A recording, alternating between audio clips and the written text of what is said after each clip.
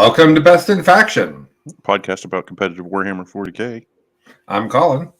I'm Chuck. And this is Nix. And we have a cat. I don't have a Gusto right now. We have no Mitch. We don't know where Mitch is. He could be anywhere. I suppose literally he could be in Paris. We don't know. Like he could be anywhere. So yeah, I think he's probably going to show up here in a few minutes. Chuck, how's it going? What's new? Pretty good. I don't know. Been doing a lot of work, doing a lot of family stuff, and then playing the occasional very odd 40k game. As I just am being completely experimental at the very end of the edition for some reason. Yeah. What if I just tried everything now? Oh, okay. Yeah. I really like this. Oh, I get to play with it for another month or so. I was in a weird place with that because I was totally, I've got some personal stuff going on. I can't really go to a lot of tournaments for the next few months. So I was just sitting here being like, well, maybe I'll just pay attention to 10th. I'm super excited about 10th. The last few months of 9th don't really matter to me. And then we realized the timing of the Pacific Northwest team tournament. Mm-hmm. And now I'm all in. like, well, there's an experience that's worthwhile. I got to do some stuff. Yeah, exactly. So we're going to go to the Pacific Northwest team tournament, and we're going to have Jesse Sell, and Chuck and I, and then Jesse Sell and Zach Nelson and Hank Adams. So we'll have, other than Trimble, we'll have 3 of the 4 people that have done the most winning in the past few years in the Pacific Northwest. Past really 6 years with Zach and I. So that'll be really fun. And then Jesse, of course, was on our Las Vegas team tournament team. ATM machine, right? So yeah, it's gonna be really great, and I'm weirdly excited to be the Eldar player. I played some Dark Angels; they were broken. It's true, and now it's time to go back to my elf friends, which is where I'm always most happy. So yeah, should be great. Let's see here. Mitch and his special guest are working on tech, so they'll be with us shortly. What we're going to do today is we're going to talk about the most important data slate in the history of mankind. That's my name of the episode, is the most important data slate in the history of humankind. So we'll talk about that. And that might be sarcastic. It's possible, hard to say. And then what we're going to do is talk about 10th, because that's what we actually want to talk about. Mm-hmm. So before we do either of those things, why don't you tell us about your RTT yesterday while Mitch and his special guest get connected? What a good idea. Let me totally get caught up with this conversation I was completely ready to have. Okay. Let's start with, I've been going down to a store in Graham for people who are local, Next Level Gaming Den, and really enjoying playing there. It's a good group of people down there, and they got good. The event is well run. Like the store is nice. They have like a separate clubhouse attached to it, so you're not in the store. You're next door in the play space. So that's all pretty good. And I've just been going down there and playing RTTs, and I've been just playing weird things. So let's start with, what weird thing was I playing? 2,000 points of Black Legion with a little bit of demon allies. So I got Abaddon, of course, because you can't. That's the reason you bring Black Legion. Sorcerer with the Mark of Zeech. Hold that thought for just a second, Chuck. We're going to try to bring our friends in here. Oh, man. We have audio from them. Welcome. Here. Hey. Well, we've got Mitch. And surprise special guest that nobody can see yet, so it's still a surprise.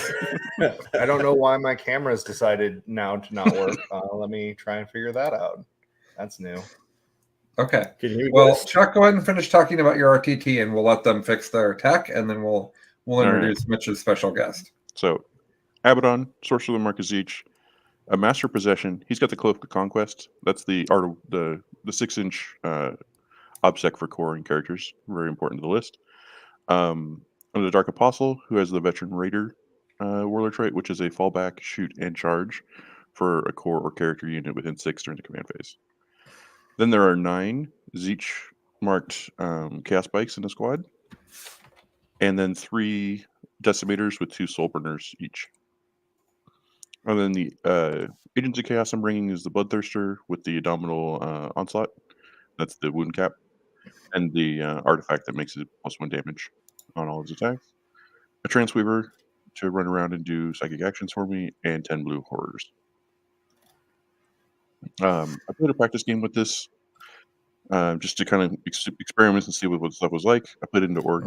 It was just a bloodbath of it was incredibly impressive. I just destroyed so many of them so fast. I was like, oh, great, I'll bring it to the RTT. Coming into the RTT, my first room I played into was Imperial Knights, one big knight with 2 big guns, and a whole bunch of little babies running all over the place. I went first, pressured hard into the middle of the board, and made it so he couldn't get to his Vow location, while simultaneously making it impossible for him to get a round of shooting with the big knight to start. And then from there on, I had Abaddon just stand on the center objective and say, you want to come over here and try to get your Vow? I'm going to heroic into you and then just break you, right? So that was just like -15 for him. So I knew that was a good spot. What really surprised me was how good the shooting from the bikes was into Armigers. He killed about 4 of them on the first turn because he had the double flaming Morex Armiger. Perfect into those. Picked up a bunch of them. So I only had a squad of 5 or 6 running around, depending on if I'd rezzed people and if people died. But that's enough to shoot an Armiger dead. It's almost enough to shoot an Armiger dead in Overwatch. Like, he had to roll really bad in his saves, but like I got one down to 1-on-1 on Overwatch. So that little squad just kept running around, picking people up and getting them off objectives, getting me long war, that kind of thing. And then once I shot Abaddon and the phase-capped Bloodthirster into the core of his army together, that little combo is very difficult to root out, and so it's just the Armigers all died. And everybody went like, hide from the big guy, and then it was just at the end of the game. Well, I'm going to distract myself from how much I don't like wound cap things and introduce Mitch is here now, and Mitch has his special guest with him, the one and only Adam Camilleri. How you guys doing? Hello, really good. My great pleasure to be back on your fine show. It's been a while between drinks, but I'm hanging out at the palatial Pelham Estates. You know, the peacocks, the servants are here tending to us. It's a beautiful day. Are those servants actually dogs? Yes. Yeah. Yes. Okay. And they all now, like me. You'll be surprised. I was going to say, do all the dogs like Adam? That's a deep cut now. At this point, Adam, that's a deep cut for the show. How many charity hammers ago is that? 4? 3. 2020. Yeah. January 2020. Yeah, right before COVID. Hey, let's all go to the Pacific Northwest from around the world and do this thing. And now everyone's locked down. Pretty great. It was a moment in time. It was definitely a moment in time. So, Adam, why are you in our country? I'm doing my because I don't know if you know this, but they actually let us travel now from Australia. They're like criminal records. We'll let him out. But I'm here just on my 3-month jaunt, enjoying myself, playing some Warhounds, doing a bunch of collaborations, hanging out in the trap house with Art of War for a while as well. And yeah, I'm actually headed home tomorrow. So this is like my last full day in the States. Are you excited to go home? Then, yeah. No, yeah, we're just going to brunch and hang out, and then I'm driving them back tomorrow. Yeah. Been a good time. You're driving them back to Australia? Yeah, definitely. It's going to be a hell of a trip. We're going to travel by map, so it works out. Oh, okay. Yeah, that's the good plan. Just fast travel. It'll be fine. I think that bridge would be long. And I think that you would need to stop along the way. I feel like hotels and gas stations would be necessary. No, it's just you just need a good montage and you're fine. Yeah, that's right. And you're right there. That's how it works. Distance from... We're going to figure out how long the bridge would be. This is good radio. How long the bridge, All right. Well, while you work on that math, talk about your other games so we can move on and talk about the data slate. So we can move on. So that we could be done listening to you talk about your chaos garbage. It's only going to take longer if you keep So round 2, I get to play into Jason Ryder. He's been playing Black Legion for a while. So I knew immediately, I was like, oh, this isn't going to be great. He knows all the things I don't know. In fact, he's even tried the Decimators out. Like he kind of has gone there and been like, they're too expensive, which is where I'm starting to lean to as well. So we played. He's got a Brass Scorpion in his list that he outflanks. He loves that thing so much. Yeah. We'll get to it in a second because I'm going to talk a little bit about how his army works. I think it's really great. And then he's got 2 large bricks of bikes, one that's siege, one that's Slanesh. And this allows him to threaten to advance and charge into you with one, and then Veilbreaker plate the other one up and shoot and charge into you. So that there's a massive threat of like, if you don't respect my turn 1, I can put all each of these bikes into you right away. And then if you don't, all those tools are still useful later, right? The reality of what he wants to do is send out 1 bike unit with all the buffs at a time, get kills, and lock in his grind them down every time because he's so difficult to interact with and so killy. And it works incredibly well. And that's something that Chaos Space Marines really need. Their secondaries are trash. So if you can get something where you're constantly getting something in a whole new category, I think that's really great. So he's unlocked something there. He destroyed me in that game. Just dismantled me entirely. I will say what I've seen from that was in my first 2 games, Orcs and Knights, they're very linear. They're going to be here. They're going to move this direction. They're going to do these sorts of things. I was completely able to control those games and do what I wanted. As soon as somebody got to the point where they could deep strike behind me or move fast, that kind of thing, stuff started to fall apart. So game 3 into Eldar, same problem. But to compound that, I decided to take a risk on going first and put some guys over in a corner so that they could start doing war patrol while I pushed all the bikes into my opponent. My idea was I'll just lock them in a fight over here while I get all my points from behind. He went first. I completely forgot about the Scorpions, which he deployed last. They ran into my Psychers and were just like, we're going to kill all 3 of your Psychers right now. I was like, well, I'm a dumbass. They failed to kill one of them, and I spent my whole turn rescuing him. But even from there, he was like, I'm going to keep perilsing and healing myself and never really have time for your warp ritual. So there goes warp ritual. And then my bikes got close enough to the D cannons, so I lost a bunch of them. And at that point, I really and truly thought my game was over. But I was like, you know what? I came here to practice and to learn and to play, and I'm going to play my hardest from here. And with Abaddon and the Bloodthirster and the Decimators, I basically tabled him. I got him into his corner with like his extra Farseer and his decannons and his Shadow Weavers, and that was it. And then my Decimators were standing around places on the table holding objectives. So by the end of the game, I was in charge. It just wasn't in charge on the scoreboard. So I do think if I'd played that better, I probably could have gotten there. Takeaways from the list are the Decimators are great when they are great, and when they are not great, they're 180 points. So they're not good for an all-arounder kind of scenario, I don't think. All right. What was that adventure like, playing that new thing? Like, was it fun to just try a new thing? Yeah, I love it. I love throwing something together and being like, okay, this is clever, and I think I understand it. I'm going to go play with it and learn with it today. I love that learning stage of a list. So I've just really enjoyed all 4 games, the practice game and then this RTT. By the end of it, obviously I wanted to change the list, but like not like a bad way. I wasn't mad about it. I was like, this is interesting. I want to do the next thing. I hate that I'm here right now because I'm having this fun adventure. And if I keep working on it at the pace I get to play, I will definitely be done figuring out what this list wants by the time 10th hits.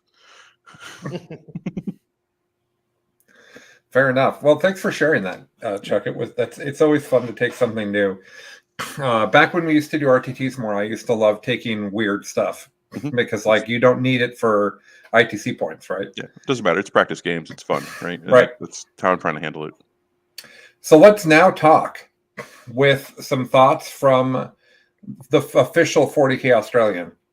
Let's talk about the data slate, which you might have missed this, Adam and Mitch, but the episode is called The Most Important Data Slate in the History of Humankind.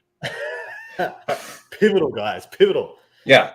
And here's the main reason why that is. They nerfed Dark Angels back into the ground. And this is important because if you look over the past many years of 40K, when the Dark Angels are good, it's only been twice, and both times the entire rest of the community was mad about it. So I think what this tells us is that Dark Angels can't be good at a time where we like the meta. That's the main takeaway. Yeah. Well, it's a funny thing you bring up, like, because there are certain armies that when they're the best in the game is good. Orcs are a great example. When Orcs are the best thing in the game, apart from freebooters. Yeah, unless it happens to be a bunch of vehicles. At one time, I wasn't very orky. That was more Iron Hands. But Yes. the fact that when orcs are the best thing in the game, everyone's having a good time. But when it's Dark Angels, everyone's having a bad time. It's interesting. Same with Tau. When Tau's the best I was just going to say, when it's Tau, no one likes the game at all. get out of here. No one's happy. Same with Eldar. If Eldar's the best in the game, But they're busted. Tau are always making it worse. So interesting that they let us have perma-transhuman on our Dark Angels for like 2.2 years, and then they're like, these last 3 months is a road too far. Get them out of here. And well, the problem wasn't even that. They just made them too inexpensive. They could have just changed their points back and it would have been fine. Instead, they're like, the main thing you guys do that's neat, don't do that anymore. Like, what? I had so many solutions in my head for what they could have done, and they were just like, F5 that thing. Just Control-Alt-Delete, transhuman, straight out of that codex. I was like, rule of 2 on Inner Circle Terminators. So you have 2 squads. There's no 50 Terminators anymore. I had baby transhuman. I had so many things they could have done. So what you guys are going to find is that when the new Terminator kit comes out, it'll say, with these models specifically, you get the Dark Angels transhuman rule. And that's how they're going to move them. That's fair. That's it. You'd not be surprised. They know how to create a demand. Yeah. It's not true. What really kills me, Adam, and I know you're a Dark Angels fan. What really kills me is I went undefeated at a tournament with a list that was almost exclusively Ravenwing and had 1 unit of Terminators. And it was incredibly fun. It was very powerful. And I felt like it was a completely appropriate Dark Angels army. I mean, nobody was wearing green other than Azrael, and that's a little weird. But, the rest of... And he's Deathwing as well, so he could have worn a white yellow if he'd wanted. So I think that list was incredibly fun. Also too powerful, by the way.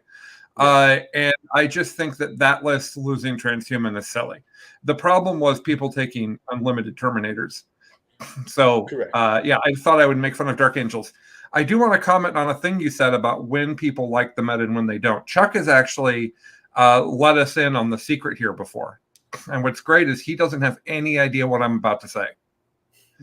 I don't know if I do. So, hordes are really fun to play against. That's the big thing. So when orcs are good, orc armies are hilarious. They do crazy silly things, but even more than that, even when they beat you, you get to kill like 80% of the orcs, and people love that. Yeah. Anytime that's been a thing, people have enjoyed it. The problem with Eldar is that they're fragile and there's not very many of them, which means that in order for them to compete, they have to be irritating to try to kill. People don't like that. Dark Angels were doing the same thing. There's not very many of us, but we're incredibly hard to kill. People hate that. Triptide was the same thing. I only really have 3 suit commanders and 3 riptides that are doing any damage of any kind in my army. And the other, I don't remember, guys. The other 1,300 points, I don't remember. The other however many points is just drones to make sure you never kill the riptides or the commanders, right? People don't like that either.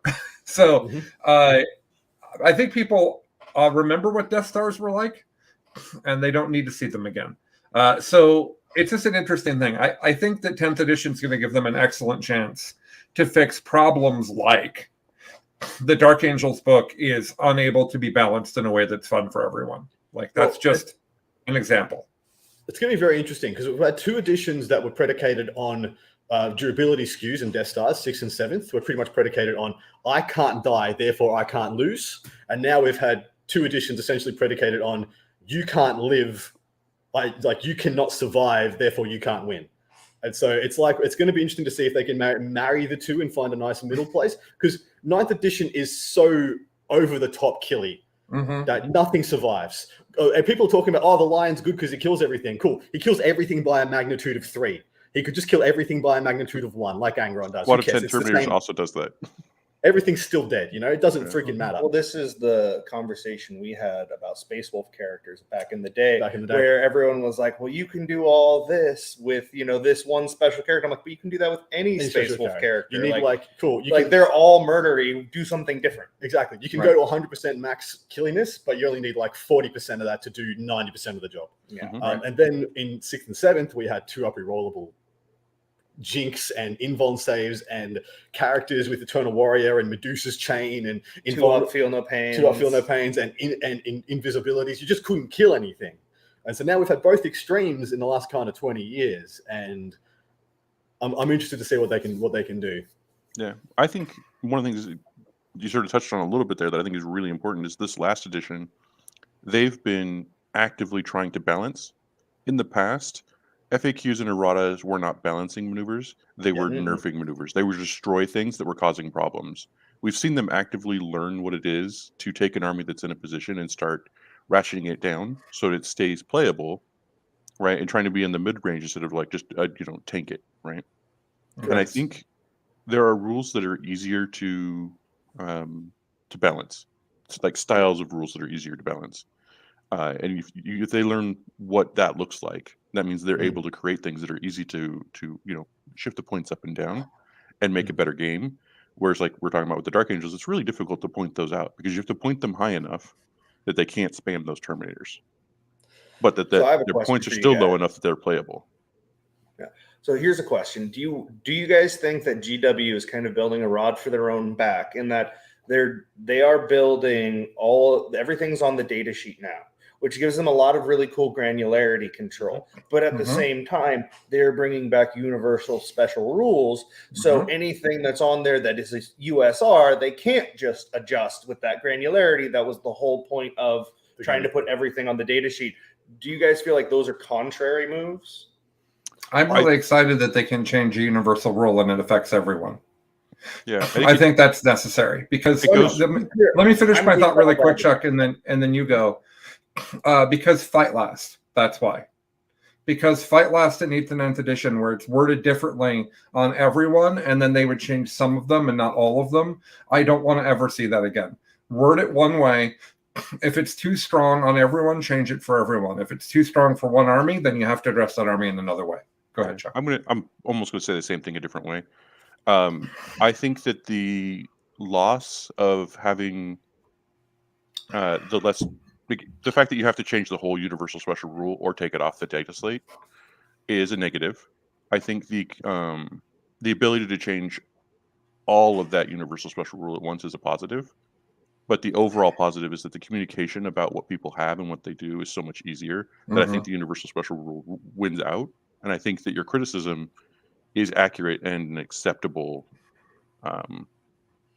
problem to have. 100%, I think you're actually right. But I think they have made a decision that is okay if it lets more people play the freaking game. Yeah. Because it is just so hard to get into 40K right now, trying to figure out. Does your army come in from reserve? No, it deep strikes. Okay, is that different from how my one infiltrates? Yeah, as a new player, it's just it's nuts. Yeah, so, it's not even deep strikes. It's vengeance from the warp or something. Also, guys, it's which books, what erratas, and which books, and how do I play the most current rules? I'll also say what is the symbol in Hunger Games? They put 2 fingers up for the resistance. Well done to everyone out there who just refused to call it anything but deep strike for 6 years. Yes, this is my next point. Refused to call it anything but feel no pain for 6 years. We won. We won the battle. Yeah, they have capitulated. They capitulated. We beat them down. They did, but they also made twin linked rerolled a wound. So they took their jab. Twin linked is now rerolled a wound. That's you can have it, but right in the eye. And Oath of Moment is something completely different because we like vocab things we've come up with, and we're just going to reuse them. But before we go any further on this, I want to finish talking about the 9th data slate before we talk about 10th, which is what we're now doing. Also, I'm in favor of universal special rules. I was just being devil's advocate. Oh no, I think that's great, Mitch. I want to say one more thing. It's an interesting contrast in the design. Absolutely. Yeah. I want to say one more thing about the Deathwing getting nerfed. Is it nerfed my Decimators? And that's one of the reasons that they're going to go. Because they were so great into Transhuman. And they are not anymore. Because there's no more Transhuman. Well, they're still the same. What? Okay. They do the same thing, but there's not going to be 50 of those Terminators, so I don't have to kill 2 blocks a turn. So I'm going to own up to some negativity that I had. I heard about the data slate, and I said, this is really silly. I said this to Chuck in a conversation. This is really silly. Why are they bothering with this? 10th edition's about to come out. What are they doing? And Chuck said, do you remember? Or do I need to tell you what he said? I don't have memory. Chuck said, actually, this is incredibly important. This demonstrates that they take the every 3-month release seriously. And it also says that they are committed to fixing problems, even if the problem resolution is only for a short term. And I think he's right. So I wanted to get your guys' thoughts on a data slate coming out. We believe this is about 2 months before 10th. Nobody knows that, but there's been a great deal of information from a bunch of different angles that all say June. Well, in addition to the fact that GW likes to release things in June. So what do you guys think of this data slate with like just let's be generous and say 3 months left? I mean, that's the normal life expectancy of any data slate. So True. If that's what your commitment is, if the point is that you're trying to provide a better play experience for the people playing in those 3 months, it doesn't matter what's coming next. It's irrelevant. The point is to adjust the texture and the balance of the game for the people who are actively playing it now. It's not for all the people who aren't playing and going, why are they bothering right now? I'm waiting for 10th. It's not for them. Right. I think if this data slate, if you look at it without knowledge of 10th edition, it's actually a great data slate. It's actually really good. And I've been trying to look at it without the context so I can judge it fairly. Because like you said, you look at this thing and you're like, I'm not even learning this. I'm playing like 1 GT between now and 10th. Who gives a crap? I wasn't playing Deathwing anyway, and so you just think it's a non-event. But if you looked at it like just saying, if this came a year ago, you're like, this is phenomenal. This is really good. It's bringing up a bunch of middling armies, giving them back something they lost, how Tyranids, bringing down some of the big offenders in Custodies with all the Wardens and the Deathwing, as in the 2 big you can't kill me blocks that existed in the game. And then it's also kind of adjusting some of the problem stuff. It showed a little bit of a lack of foresight, though, in that it didn't touch Desolator Marines, which they got hit in a little bit, but it didn't touch Desolator Marines. And also, all this was being said, like they talk about how they like to just hit the top 2 and bring up the bring up the bottom 2. They didn't bring up the bottom 2 is the issue. Death Guard, T-Suns, never heard of ya. Imperial Fists, never heard of ya. Sorry, guys. See you later. There's a lot of stuff at the bottom, and they went almost far enough. They went far enough to make me think that they knew what they were doing and then follow through all the way. It's interesting. Yeah. But Adam, I thought that I think you're spot on. And Mitch, I think your comments are 100% as well. What I thought was super interesting is the commitment to undoing nerfs that aren't needed anymore. Isn't that neat? Like the idea that they can nerf your army, like let's say I think at this point, we'll call it nerf 8 through 12 for Tyranids. And they're looking at those and they're like, oh, 9 and 11 was too far. We'll undo 9 and 11. I think that's very confusing. And I think it makes it really hard for players, especially people playing against Tyranids. But I love the concept of, with Tyranids, they also did this with Drukhari, and they didn't hit hard enough early on, but they kept going, is this enough? Okay. Yeah. Is this enough? Okay. Is this enough? Hammer, hammer, hammer, hammer, hammer. Oh, that was enough. Okay, great. It's interesting you say that, because there's times when you're watching what G-Dub's doing nerf-wise, and you like, you guys don't understand what's wrong with this book, do you? Like, Tyranids was a great example. They hit them, didn't change anything. Hit them again, didn't change anything. I'm like, you guys have no idea what is wrong with this book. You have no idea why this is the problem. And then they're just like, nuke it. We don't know. I can't be bothered. Death Strike on the Tyranid Codex. Only way to be sure. Nuke is just orbit. Yeah, just annihilate it. Then they're like, 2 little cherries. Peace cherries. There we go. Well, we've got 3 avid Guard fans on the podcast. So I'll say Guard is an interesting juxtaposition to that. Or maybe it's a good example of that. They looked at Guard, and first of all, Guard is confusing. StatCheck talks about this, by the way. The win rate of Guard is being held down by players that are not veteran tournament goers. If you compare... What's that? I said it's called Space Wolf Syndrome. There are 3 constants in the world. Death, taxes, and Orcs and Imperial Guard can never have a good win percentage. That's just the truth of the world. So doesn't matter how good the book is. Because of the depth of the player base and the people who enjoy playing those factions, they'll never be like a 60%er. Yeah, and to give the audience some keyed-in information here, when my friends and I talk, we speak as though the Guard Codex is the best codex in the game. I tend to agree. That's how we talk about it. And when I play against Hank, I was like, hey, I need to test this Eldar army. Oh, I know that it won't do anything to guard. Like, guard really well played is this massive beast that's incredibly difficult to deal with. And they looked at that and they said, well, everybody's not winning, but there are two things people are complaining about. So they nerfed the banner. They nerfed it in a really weird way, saying it only ignores the thing that I don't think it ever should have ignored in the first place. Like, they said when it came out, this ignores hit mods. And then they errated the whole game so that they're like, yeah, actually, we're ignoring wound gating and feel no pains. And it's like, what? And then they're like, no, it doesn't ignore hit mods. It only ignores wound gating and feel no pain. And you're like, that's really not the direction I thought you were going to go. You left the best bit and the reason we took it. Yeah. You maniac. You maniac, exactly. And then they're like, oh, everybody in the game. Sorry, go ahead, Mitch. Oh, I said the Thanos snap banner is pretty great. You just can point at something and be like, nah, gone. Once again, remember what I said about Tyranids? They don't know what was wrong with it. Yeah. So then the Karsakin thing is amazing because you could have asked any player in 40K what needs to happen to the Karsakins, and they would have said, oh, it shouldn't do 6 mortal wounds to each unit. It should do 6 mortal wounds in total.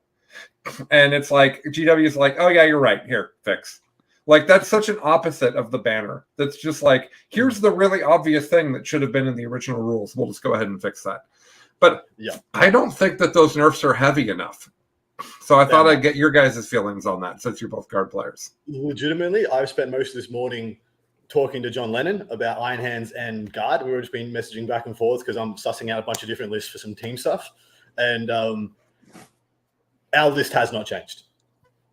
Does not change. The list that he and I would take to a GT or a super major tomorrow didn't change a point. It's silly. I think the other thing that's really not understood, well, maybe it's understood by high-level players, but I don't think it's appreciated about the Guard Codex is how many super weird asymmetrical builds you can make that you can just be like, oh, I'm sorry, you don't have an answer for my 3T9 tanks and like whatever else I just needed to make that work. Like they bring list checks. They have the ability to stat check you in a way or list gear check you, whatever term you want to use, like that in so many different profiles and that most armies just can't bring that. I think they could do that and they can do it while not sacrificing the rest of their army. Right? Yeah. You bring this 3/9 tanks, you have a perfectly usable army around it. That's a great situation to be in because when somebody can deal with it, you're still in the game. All right, so let's run through a few. You know what we should do in the future for this? One of my favorite sports shows does a segment where they talk about sports news from the weekend, and they call it good news, bad news, no news. Let's do that. That'll be fun. So, okay, so next up, we have, we talked about Guard, we talked about Dark Angels. So, Adam, why don't you explain the Custodes change to us?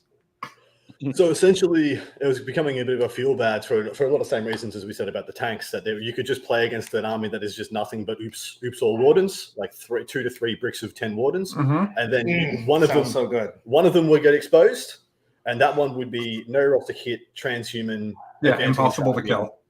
Impossible to kill. It's going to try and wrap and tap you and stop you from falling back with. I can't remember if it's Rendax or that and Tanglefoot, but and then cool, you managed to deal with that one. Can you deal with another?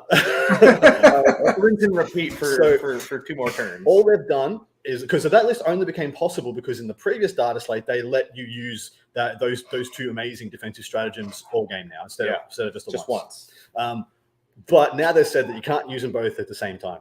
You can't have both of those buffs on you at the same time. I argue this isn't the death knell of that archetype, but it makes you not want to go oops all wardens. It may be 1 brick. Because against some armies, especially Space Marines, just not having rerolls was enough to give them play into that matchup. And Transhuman really. Are you able to use either of those strats on the Dreads again? I actually don't know. Because if I could go back to the dance party, I'd be back at the dance party immediately. As in like the 6 Dreads? No, I had 3 Telemon and then 5 Dread Knights. Yes. And so what do you think, Adam? Good news, bad news, or no news? Good news. I think this is good news for the player base. I think it stops one of the egregious pseudo Death Stars in the game. And it's in a more reasonable way than what they did to Deathwing. So I think it's good. If they had not changed this, but nerfed Deathwing, it would have just been like, okay, everybody, do Pass the puzzle. Wardens. Yeah. All right, I agree with good news. However, I would say that change is more widespread than the one use case, and that That's matters. Yeah, it was heavy-handed for sure. Yeah, because custodes. Yeah, exactly. That's a good way of putting it, Chuck. Okay. We talked about Dark Angels already. I think we all think good news, but it's not good news if you're a Dark Angels player. Is that fair? I'm a Dark Angels player, and it's good news. If you're playing all Terminators, you are a boring SOB. Move on. You had The your game moments. is more fun for everyone to play because of this. Because even that Terminator player, not actually having a good time, just getting to win. Play your bikes. Move on to objectives. Unroll camp bed. Wake up when you've got a 95. It's stupid. Count 295. Stupid. Yeah.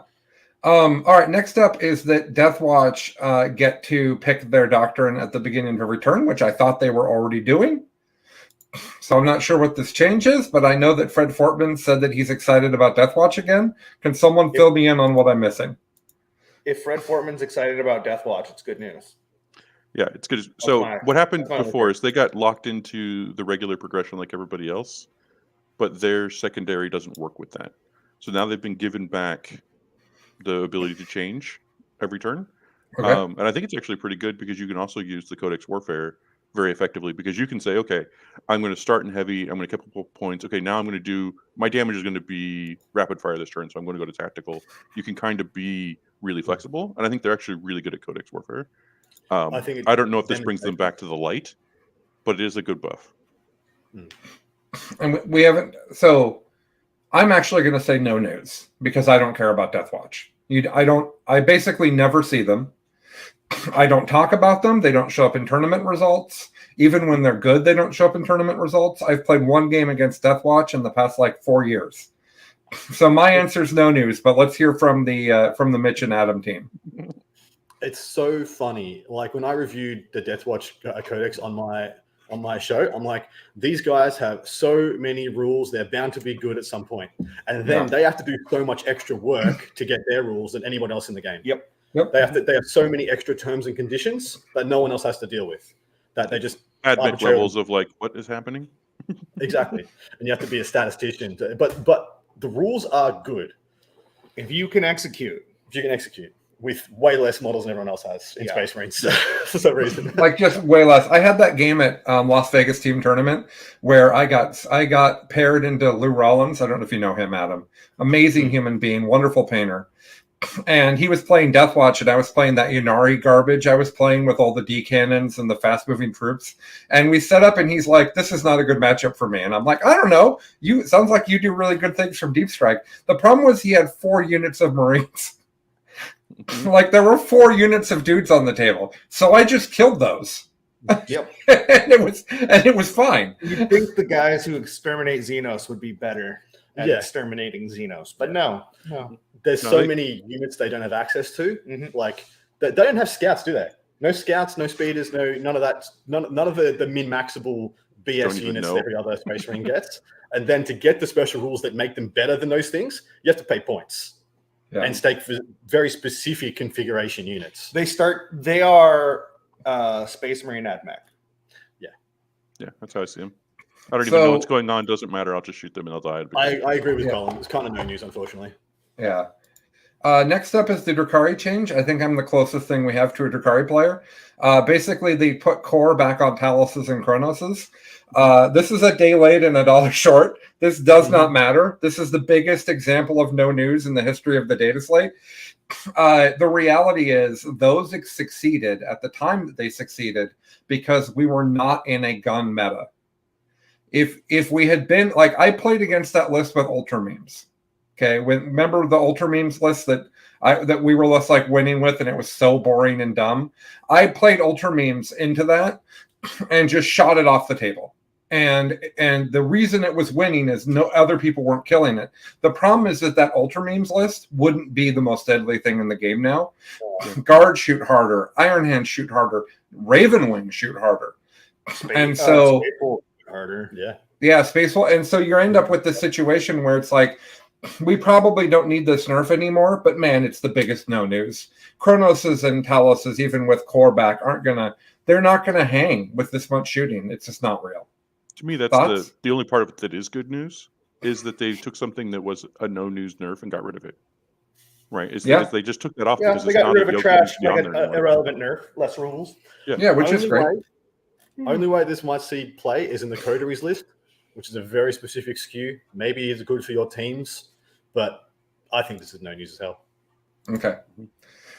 We kind of already acknowledged that we all like the Tyranid changes because we like that they went too far and they're coming back. But it's basically your tyrant doesn't have to be your warlord anymore. That's a really big deal for a lot of flexibility in the list.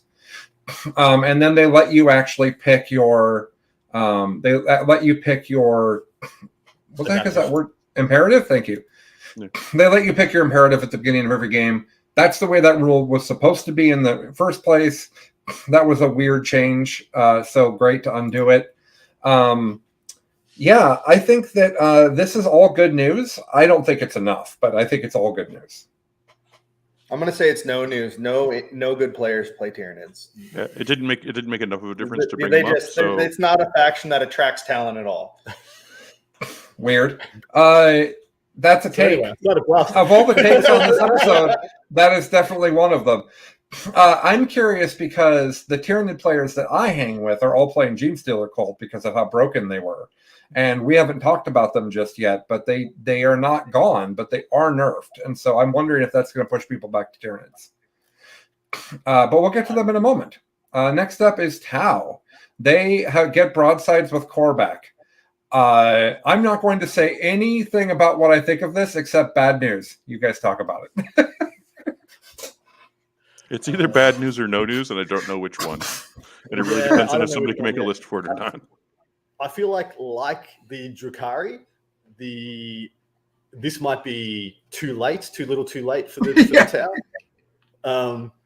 I don't think broadsides are a meaningful archetype in and of themselves, but I wouldn't be surprised if you're playing Triptide, drop one Riptide, take a couple of single broadsides, put them in reserve. That kind of crap might be okay. Because you have to go the wrong direction to play that archetype. You need Shadow Sun back in. You need the redeploy. Otherwise, they are movement 5 nothings who won't shoot a damn thing all game. But I think this is nothing. This is a nothing change. No news or bad news. Yeah. Bad news. No, anything that Tau players can be happy about. Bad news. Anything that makes Tau players shoot harder without moving is bad news. And that's what broadsides are all about. Okay. So those are actually the army changes. We have secondary changes to go through. First of all, they took Abhor the Witch from Warpcraft and put it into Purge the Enemy. Who wants to talk about this? Nobody. Okay. No one knows. No news. Moving on. Somebody please tell me where this is going to matter and why they did this. I think Nick I know why they articulated it the best. It's basically, it used to be a trap that you could take Assassinate and Abhor the Witch against the Thousand Suns, and then I would just hide all of my characters and force you into me and then destroy you. So that trap got taken away, so it's a nerf to Thousand Suns, which they didn't need to get. Wow. Yeah, I liked that circle. The circle of reasoning that Chuck just did was really great. Yeah. What's that, guys? Oh, I just said Thousand Suns needed to be put in their place. Yeah. Okay. Too punishing. Further into that place. Yeah, if they want to do better, they should go get more suns. Yeah. They have had like 10,000 years. Yeah. Like you couldn't find 5 more at some point. You couldn't find there's not 5 more somewhere. Okay. Now next up is the change to Codex Warfare. And this is probably, in my opinion, the best news in the FAQ. I would call this great news. Codex Warfare now caps for each of the doctrines. So you can only get 5 from Devastator, you can only get 5 from Assault, you can only get 5 from Tactical. I think that makes it actually brutal to play with and maybe gone. Maybe not, but maybe gone. But what it was doing before is it was letting armies like Iron Hands get maxed in 2 turns pretty easily. Because all of their weapons are heavy. They're always in Devastator Doctrine. So it basically says when 85% of your Iron Hands army kills something, get 2 victory points. And that's simply not okay. And there were other shenanigansy things happening with it, but while they nerfed it, and then they said, by the way, if you have a strat or something that puts you in that doctrine, you do get points. And the wording on Codex Warfare, in my opinion, made it clear that that's not the way it worked before. It said the entire army has to be in that doctrine. So only Wolfen, Mitch. Only Wolfen. So, yeah, right now there are people arguing whether or not, because there's a tactical appraisal 2 CP strat to put you in every doctrine, but the Wolfen one specifically says count your army as in that one. And that's the one that keys off what Codex Warfare's new wording is. I think it's very clear what the intent is. The intent is that you should be able to flex into, via CP Warlord traits, other ones and get the points. But right now, because GW writes rules a million different ways, there's a lot of ones. There's a lot of ones that don't read like it does. I do believe it's 100% as intended. And this is a great change. I have gotten 16 points on Codex Warfare in one turn before, boys. Mm-hmm. That is not a good thing in the game. I don't know. It seems fine. It's so stupid. So I made a big call when I was predicting what was going to come out of this data slate, and I predicted all this was going to do is pass the buck to Space Wolves as possibly the new best army in the game. And they Codex Warfare on these terms beautifully. They 15. They're the only one that 15s Codex Warfare now. Absolutely. How are they getting that? How are they going to get tactical points? All the melter guns. The 100 million melter guns they've got, and combi melters. Yeah. Huh. Okay. Well, if Space Wolves get to be good for like 17 days or however long it's going to be before 10, that's cool. That would be pretty funny because they are like many other Marine chapters that never get to be good. Remember that one time that Imperial Fists were wildly not okay? Remember that one moment in time? They're still being punished. Mate, they have been... So you want to talk about unnerving something? They have had 4 years to unnerve Imperial Fists, and they're like, nah. No, they're like that. You're where you belong. They were good for 6 weeks and have been dead for 4 years because I think it's unfair when you consider that those players have already been punished with having to paint their entire army yellow. Like after that punishment has happened, haven't you been mean enough? At some point, you got to think maybe they're into it, and that this is what they're into. They want suffrage. Yeah, that's right. That's what Imperial Fist players really want. They want a hill to die on, and they've been provided. Yeah. Mm-hmm. Okay. Finally, let's talk about GSC. So GSC had the hands down easiest to score secondary in the entire game. At the end of the turn, it said, do I have more models than you in your deployment zone? Do I have more models than you in my part of the table? Do I have more models than you in the middle of the table? Do I have more models than you on the entire table? And I forgot something. Did you do all 4? Oh, yeah. Did I do all 4?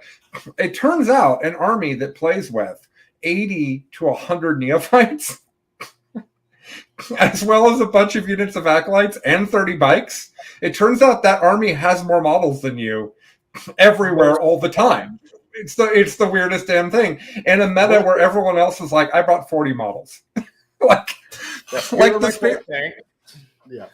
Raven Wing and Death Knight list was like 41 models. Like Space Marine Lizard's like, I don't know. And then Votan has almost no models as well. So you end up with this situation where GSC's like, and 15. So they got rid of 2 of the things, the point for doing all of them and the point for having more than them on the table. So now it can score 3 every turn. It's still good, but I think that nerf is actually heavy. I think that's actually a big deal to auto scoring 15 on that. Yeah. So I think it's great. I think it's good news. I think it's good news. All I think though is that it's replacing that with behind enemy lines now. I think behind enemy lines is now better than it. And behind enemy lines isn't the auto 15, but it's probably a 12 for those GSC. For the GSC armies that are getting played right now, that's probably like a real safe 12, which is a meaningful change. But I don't think it takes GSC off the podium, for the best armies in the game. Well, while they're getting that 12 instead of a 15, they're also going to pick up probably 3 command points over the course of the game. And I also because of the secondary. I also argue that ambush was actually just as good a secondary as thing when you're playing for it. Is it ambush the one where you kill people who are crossfight and stuff? And yeah. I argue that one is just as good, and so you've still got you're taking banners or a psyche secondary or something like that, and it's a toolbox army. It's toolbox secondaries. The synergy is still there. Yeah, I think it's still one of the better armies. Speaking of the better armies, the nerf here that's missing. They didn't do anything to reality rebels. Correct. I think they just assigned demons to the top tier here. Feels great. Thank you. I feel like they didn't have demons on their radar. They felt like the flamers and done. Like I don't think demons have ever removed from the top tier. Like on This Week in 40K every Tuesday morning at 7 a.m. where we talk about everything you need to know for an hour in the last week of 40K. On This Week in 40K, we talk about what wins tournaments, and demons regularly do well. Like, it's very normal to have demons in the top 4 of a giant event. They are an incredibly good army that did not get touched in this. So that's neat. Good news, I guess, if you're a demon player. It is. The final thing we haven't talked about is a change to inflexible command that is dumb. I mean, this is not words they should have had to say. Basically, what they're saying is you can't use deep strike to get around inflexible commands requirements. Basically, is what they're saying. Did I get that right, guard players?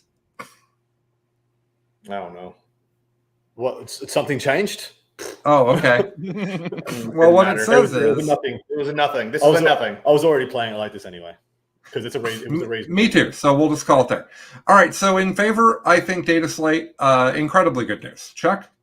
Yeah. Oh yeah, I'm happy to have it. I think actually the meta was going to devolve pretty harshly for the next 2 to 3 months if they didn't do this, and I think they did a good job. Enough changes that that we're back to not having it be solved, which is cool. Unless you're an Iron Hands player. Yeah. And I think had this not come out at the end of the edition, this would be like an 8 out of 10, 9 out of 10 data slate.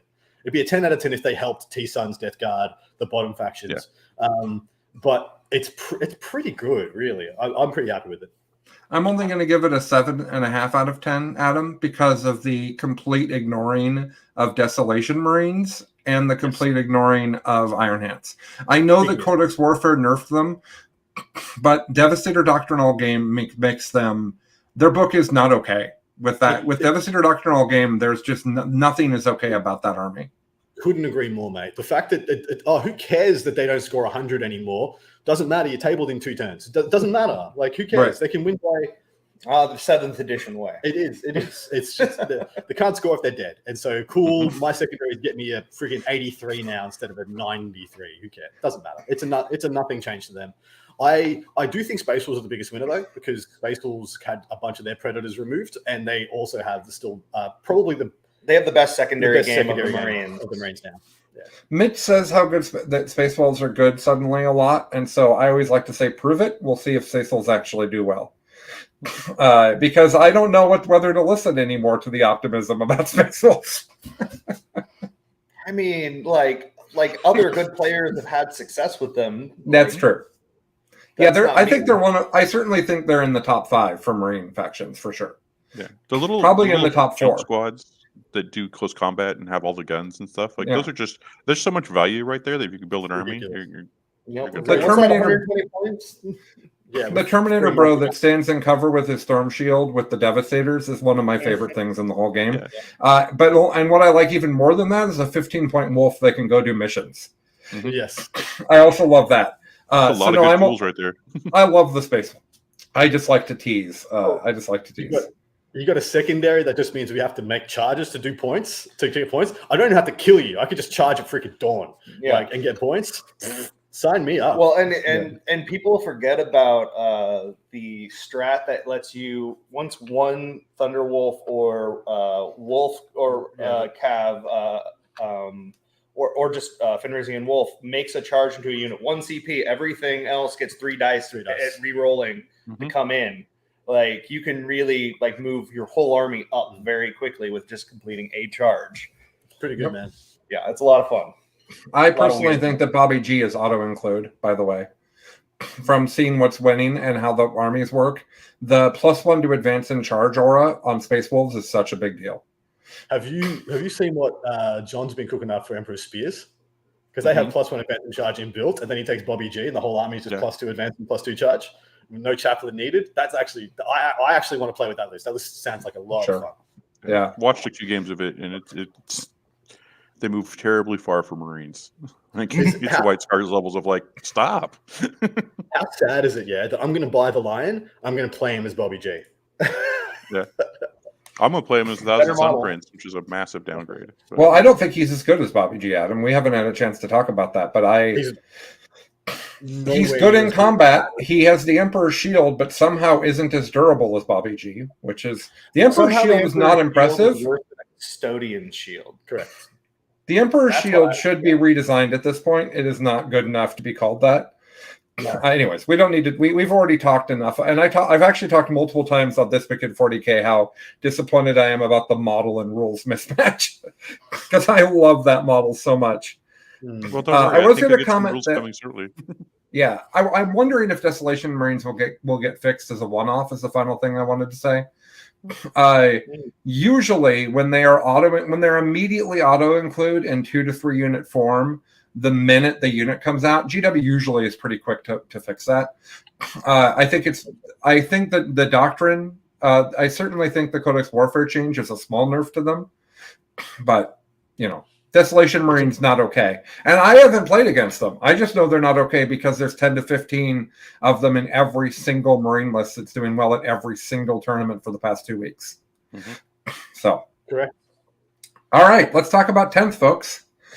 So now we're done talking about 9th and the most important data slate in the history of humankind. And now we're going to talk about 10th edition. So the new thing, we've already talked about Universal Special Rules. The new thing that we know about from this week mostly is weapons and vehicles. And toughness. And toughness. And leaders. Oh, geez. Someone pick a topic and start there. Who wants to start? Toughness. Okay, They go for it, are Mitch. finally, after 3 editions of toughness, like everything having a toughness value, expanding out beyond the spectrum of 2 to 8. Like we got a little T9 in 9th, but like now we're going all the way up to T14. So I really hope, I'd love to see a guardsman be T2 or T, like Yeah. like Go lower. yeah, like I'd like to see a Nurgling be and Gretchen. Gretchen be T1.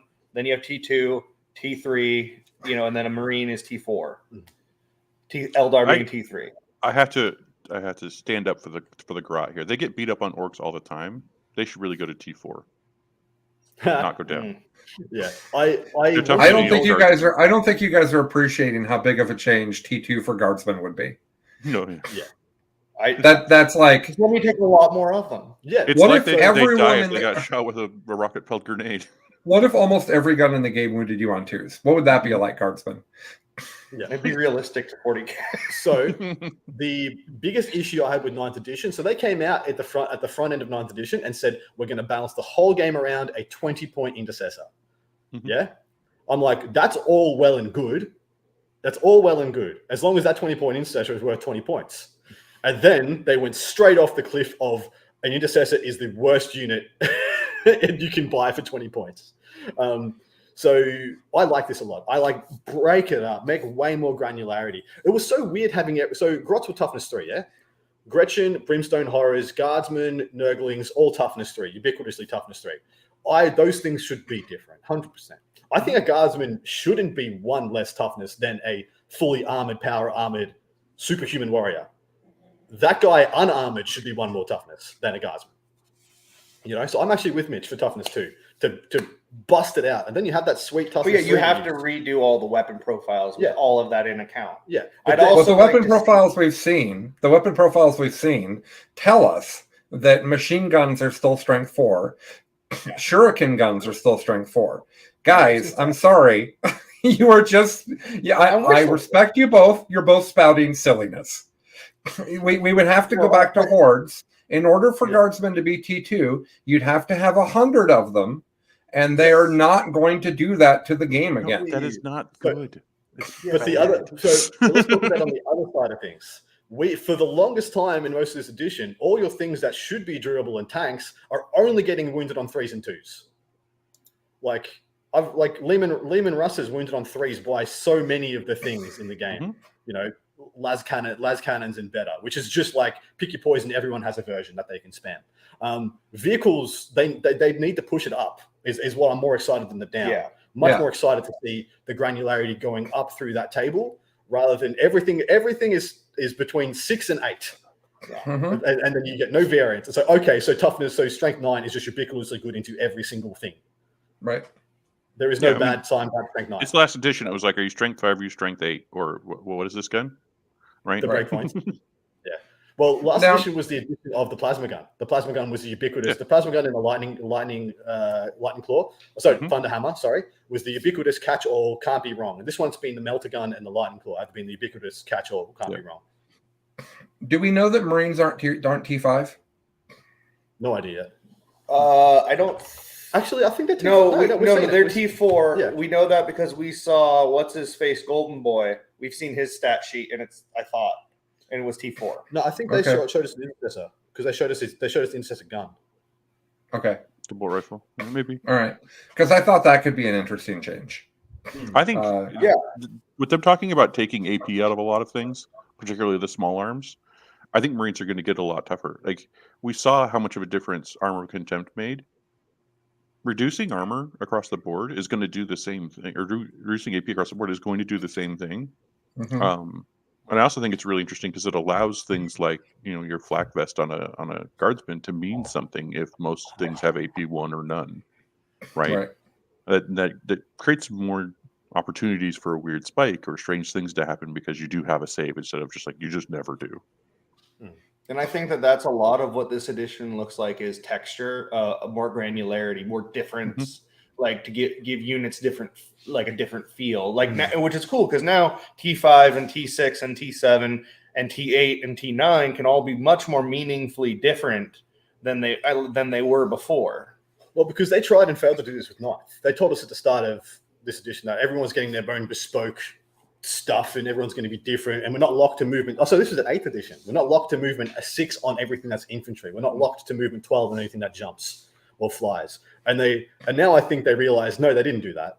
They went straight back into patterns again, back into it as the editions went on. They allowed the change to happen, but they didn't actually do it. Right? They made the space for it to happen, but it wasn't significant. They did make obliterators unbelievably slow, but that's another thing. I want the game to be everybody has a bunch of different stuff, not all infantry, not all vehicles, and everybody has a bunch of different tools. That's the way I want it to be. I actually don't like the strategy of I only take vehicles or I only take peeps.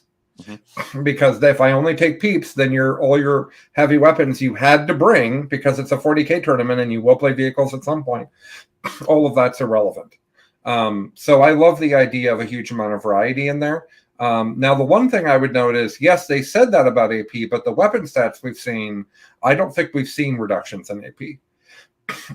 So maybe that's right. Maybe that's wrong. I guess we'll know with time, right? Yeah, most of the ones they've shown have gone down 1 pip in AP, like a melter gun and the power fist. Okay. I think the only ones that I've noticed have gone down 1, and then it just remains to be seen if that's going to be relevant at all. Yeah, I'm curious to see how mortal wounds are handled in going forward, because I feel like there's room for them to improve and change. I agree. Yeah. A bit of how that works. When mortal wounds have been good, they've been too good. Like every time you've been able to put out more than 6, like a turn reliably, it's been busted. Like people still complain about the law of change for demons. People are just like, sometimes he does 20 wounds to me, and it's not good. Didn't they say? I think there's a on the Warhammer community article. I think that there's a universal special rule that mortals happen on 6s to wound, and some units just have that. Yep. So we know that mortal wounds are still around, and we know that they're still going to come from shooting, which I think is interesting because I could have seen that being gone. So that's I think that's super interesting. I will point out one hilarious typo on the Warhammer community article that I'm sure other Elder players noticed. They showed the shuriken catapult. It's obviously the shuriken catapult. The picture of the dude, he has a catapult. The stats are very obviously the catapult. It's called the shuriken cannon. If they make that change and if they make that mistake in the rules, the WYSIWYG issues that causes are massive. Yeah, all of my vehicles with shuriken cannons on them, they're all strength 4 AP 1. It's weird. I don't know what to tell you. Yeah. So so that was really funny. What do we want to talk about next? Chuck, you want to talk about characters being added to squads? Because I bet you have opinions on that. I do. I think they're doing it correctly. Yep. Most important is the part where they said a lieutenant can be added to a squad that already has a captain. The fact that they had to make that rule suggests to me that they have said you can have one character per squad. Mhm.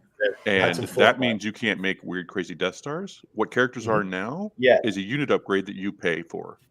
And you represent on the table with this cool guy. And to me, I think that's what characters should have been the entire time 40K has existed. And then, having some lone operative type rules that allow some of the people who shouldn't be, strangled to some other squad is great. Yeah, like Gilliman, your demon Primarchs, like those guys should be strutting the field alone. That makes sense. Yeah, I'm excited to bring Abaddon and his Terminator retinue. Yeah. Like, do you want to come hang with that section of the board, or do I own that now? Okay, yeah, great, bye. Yeah, well, we'll see. He might still be a monster, mate. Might not be a goer. He's infantry. Abby is infantry. It's his huge. Don't try to. Just not a Primarch, sir. He's just better than a Primarch. That's all. You just pay the points for a Primarch. I 100%. I like this change. I want this. I think this was one of the best bits of 6 and 7s. It was very thematic, very flavorful, but so abusable. And as long as they don't make it abusable, I think it's phenomenal. Yeah. Please let me have my Thunderwolf characters be able to join squads of Fenrisian wolves. No. Yes. I thought you were going to say Thunderwolf cat, and I'm like, well, yes, obviously Mitch. That. But no. Yes. No. Let them run with a pack. Come on. If that happens, Mitch, you should get some dog catcher bits. Like he should have the net on the pole as he rides with all of his wolves. That'd be great. Well, no, it'll say freedom because he's released them all, and that's why they follow him. I think this adds simplicity to the game that's helpful. I think this reduces the number of units on the table in a typical game by 3 to 5. Which is less things that have to move, less things that have to be positioned, less things that have to be deployed, less things that have to shoot, less things that have to punch.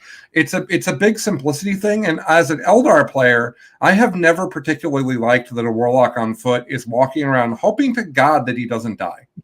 Like he is just like, I have a job to do. I've noticed that I spend the whole game hiding behind this wall with these rangers here. You promise I'm not going to get mortared? I don't really understand my existence, guys. Yeah. So, I've been around for 2,000 years. What the yeah, what the F, right, exactly. So I think that the simplicity of characters being part of units will be really easy and speed up the game and be good for new players. I also think it lends us insight to how they're going to handle psychic powers and like chaplain abilities and stuff going forward, very possibly. Yeah.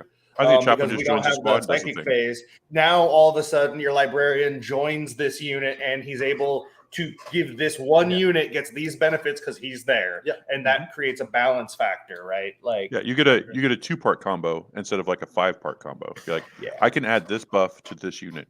That's kind of what I was talking about way back, where it feels like they're making the game more balanceable by having this locked to like you can have this one thing in this one place. You can just look and go, okay, does this buff go too far with this unit? This unit? This unit? This unit? No, great, we're good.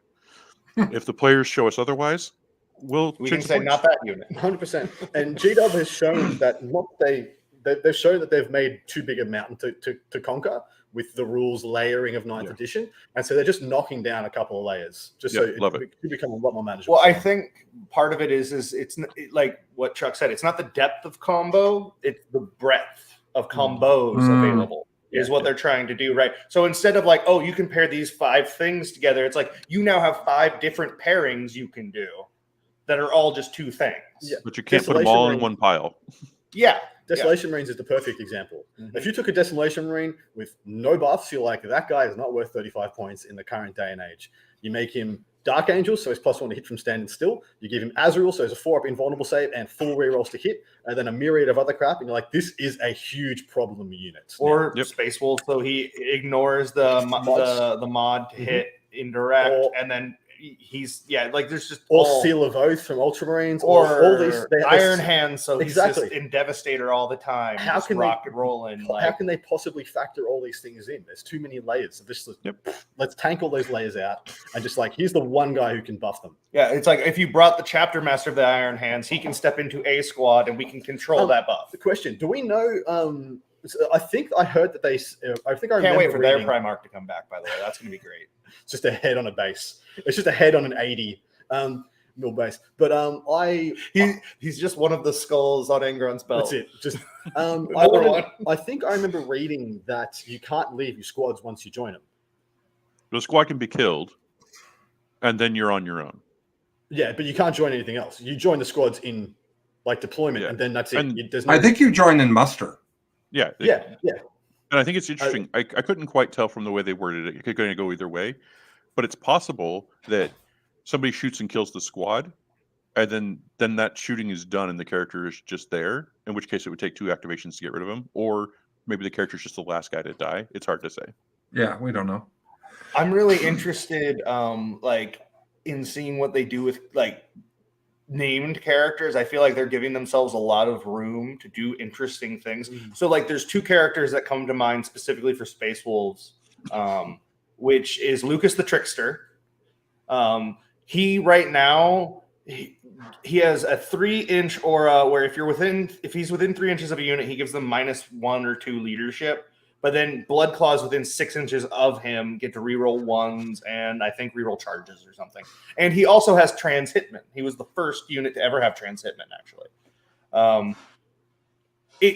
What they're trying to do is he's a disruptive element in a squad. Mhm. So if you get too close, he fucks with you. So if he's character protected, there's a downside. But it's just it's a mess of rules that you don't want to do anything with. But if he joins a squad and it's like this squad now suffers this penalty and gets this benefit, and that's it, that's a lot more interesting to me. There are a lot of really cool thematic pairings now for special characters, like Snickrot and in a squad of commandos. Maybe he can join a squad of boys, but if he joins commandos, is another it goes up another gear. That's some really exciting stuff. I'm looking forward to. I want to call back to you guys talking about how hard it is to balance with all the rerolls and buffs you can give units today. I have a concern. Now, I'm all in on 10th. So this is just something that's occurred to me. I think the Space Marine chapter tactic is going to be very hard to balance. Agreed. I pick a unit, and is it everything gets rerolled to hit and to wound against that unit? Yeah. That is a ridiculous amount of power. And for the whole army, that doesn't seem like it's particularly well thought through. So in a game where you're reducing the number of rerolls and buffs things can have, to say one of your units dies each turn is a little weird to me. I mean, it's going to push people down as you. Here's another extrapolation from that is that you build a killy gun line for Marines and you pick their best unit every turn, and then they can't use their best unit all game. Just cool. You're a Abaddon Terminator brick can never come out, never be used, and you joined Abaddon to that unit. So now he's useless, they're useless. See you later. Auto dead if I ever see him. Yeah, we talked about this yesterday, and I feel like it's such a poorly written rule. It almost feels like it's put out there as bait for we listened. It's so obviously broken. It's the thing that everyone can give feedback on, and they could be like, "Oh yeah, no, we nerfed that immediately." Yeah. That's conspiratorial, and obviously it's funny. It's not the case. Yeah. But it's so poorly written that sounds more likely than they looked at it and went, yeah, that's fine. It's fine. Yeah. Totally fair. I do want to say, I same response looking at it, I was well, that is super strong. But I also have played against Gilliman a bunch of times, right? I've felt this already. But I think what's also important is we aren't fully educated yet. We may not get it. Right. So it may be that Space Marines actually need that in order to deal with the oncoming threats because of their points, right? Maybe they're so elite that they have to be able to assure they're going to kill a thing. Maybe. I just hope there's more terms and conditions on it, you can't pick the same unit twice or something like that, because that would really break it up.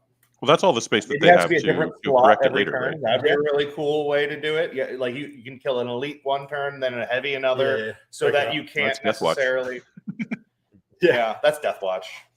Damn it.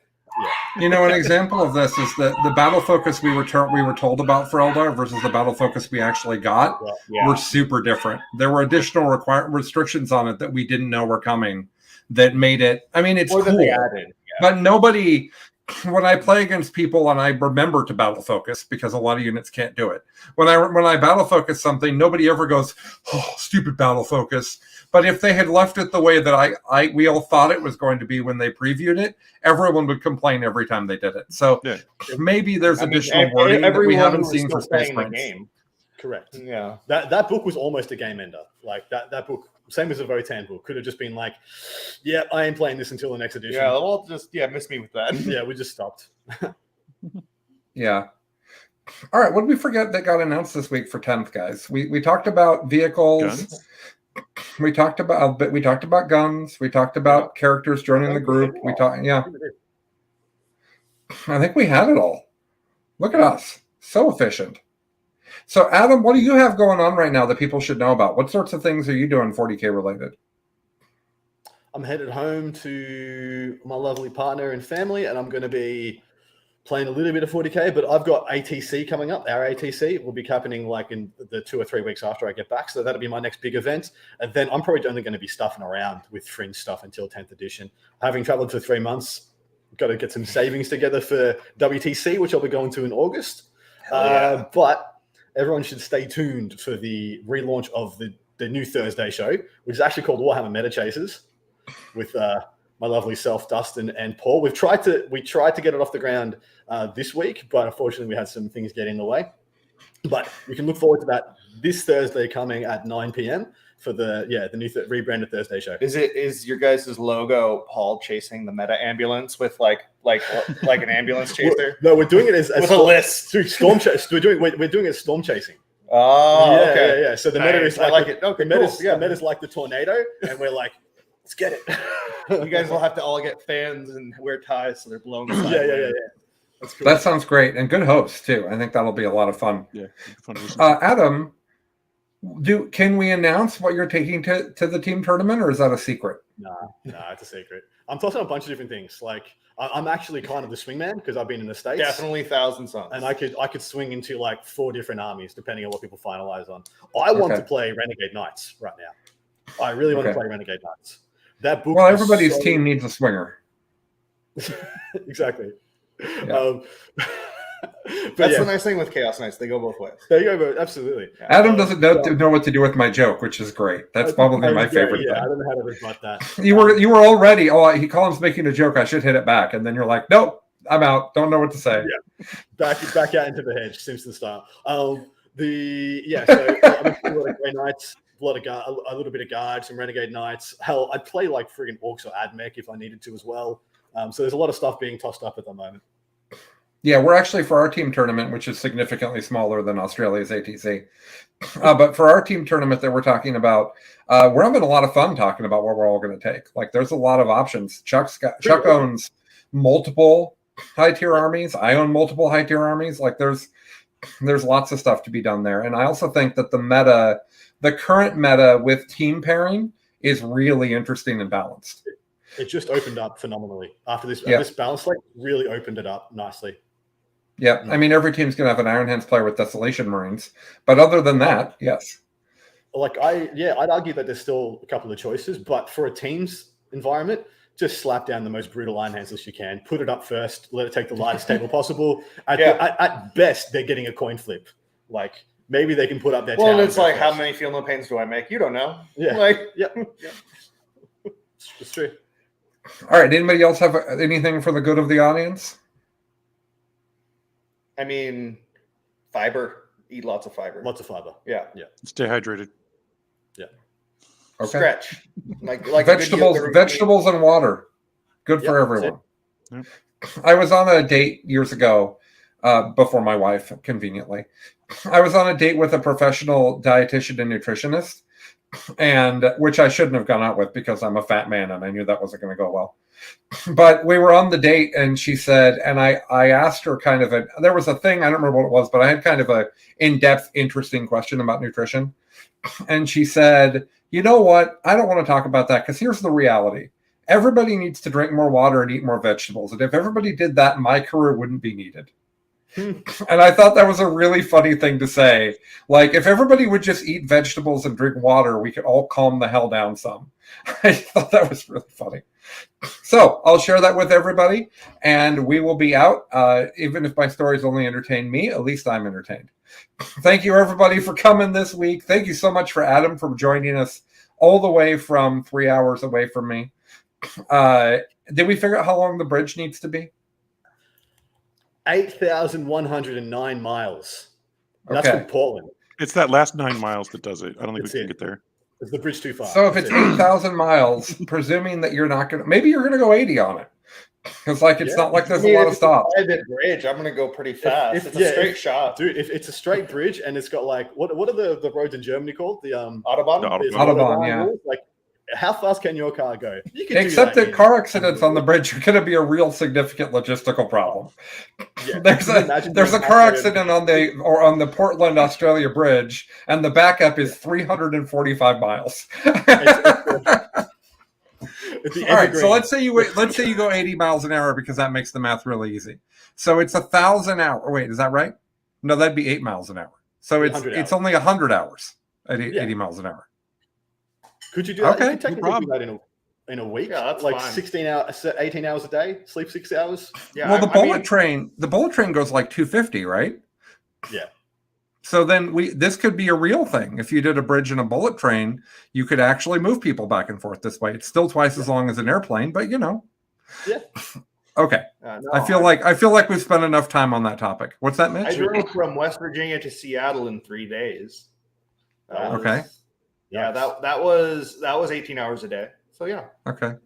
That was 3,000 something. Okay. All right, everybody. Thanks for joining us for Best in Faction, our incredibly important Data Slate and 10th edition episode. We had a great time. Appreciate everybody for listening. Remember to catch This Week in 40K on Tuesdays. Remember to catch BIFPOD TNG on Saturdays. Thank you, everybody, and have a great and wonderful time gaming. 10th edition on the horizon. Much excitement. Bye, everybody. Bye. Bye.